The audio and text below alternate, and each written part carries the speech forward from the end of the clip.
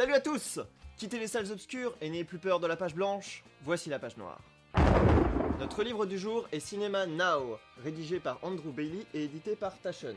Il s'agit d'un livre qui nous présente un panel de 60 cinéastes contemporains, leur univers, leur style, leurs principaux films, etc. Le bouquin est plutôt volumineux et pour cause, il est principalement constitué de photos, parfois s'étalant sur 2 pages, à peine entrecoupées de brefs résumés des films ou d'extraits d'interviews des cinéastes concernés. Les cinéastes en question ont chacun droit à une double page de présentation avec, sur la page de gauche, une biographie en 3 langues, une petite photo accompagnée d'une filmographie et d'une liste de récompenses. La page de droite présente, quant à elle, une grande photo, extrait de films, dessins conceptuels, ce qui, dans le cas de Catherine Breillat, peut donner des choses étranges et oh mon dieu. L'impression et la mise en page sont carrément nickel. Les photos, de très grande qualité, rendent parfaitement compte de la photographie de chaque réalisateur. En plus, certaines mises en page et dessins préparatoires mettent également en avant le travail de montage. Au niveau du confort de lecture, il faut noter que chaque texte du livre, de la préface aux séquences d'interviews en passant par les biographies, est présenté en anglais, en allemand et en français.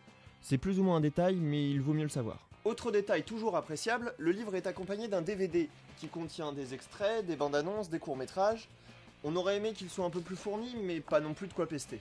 Le livre présente 60 réalisateurs contemporains, des vétérans que sont Haneke ou bien Malik jusqu'aux étoiles montantes de l'époque Iñárritu ou Ruminov.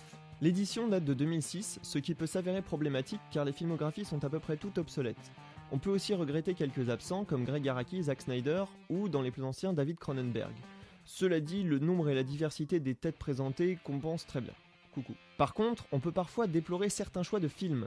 Parler d'Aronofsky sans parler de Requiem for a Dream ou de Coppola sans Virgin Suicide, c'est un peu dérangeant. Pareil, pourquoi ne parler que de Caché chez Haneke, qui avait déjà une palme d'or à l'époque, et surtout, bordel de cul en étoile, pourquoi consacrer 8 pages à un cinéaste comme Michael Mann si c'est pour ne citer que Miami Vice? Excusez-moi, je m'emporte. Mais il ne s'agit là que d'anicroches mineurs. En effet, malgré ces quelques écarts, la sélection reste tout à fait excellente et pertinente. Il est très appréciable de voir mis sur un pied d'égalité des pontes du cinéma d'auteur et des petits jeunes qui en veulent, ou bien des divertisseurs hollywoodiens et des cinéastes indépendants du bout du monde. Le prix neuf du livre est de 35 €, un prix raisonnable pour un bouquin comme ça, ce qui est une bonne habitude de Taschen. En plus, comme il commence à dater et n'a pas subi de réédition, vous pouvez facilement le trouver d'occasion. Au final, ce livre est un excellent investissement pour tous les cinéphiles désireux d'élargir leur culture. Mais n'hésitez pas à pousser un peu plus loin la curiosité et à vous intéresser à des artistes et à des œuvres qui ne seraient pas présentées dans le livre.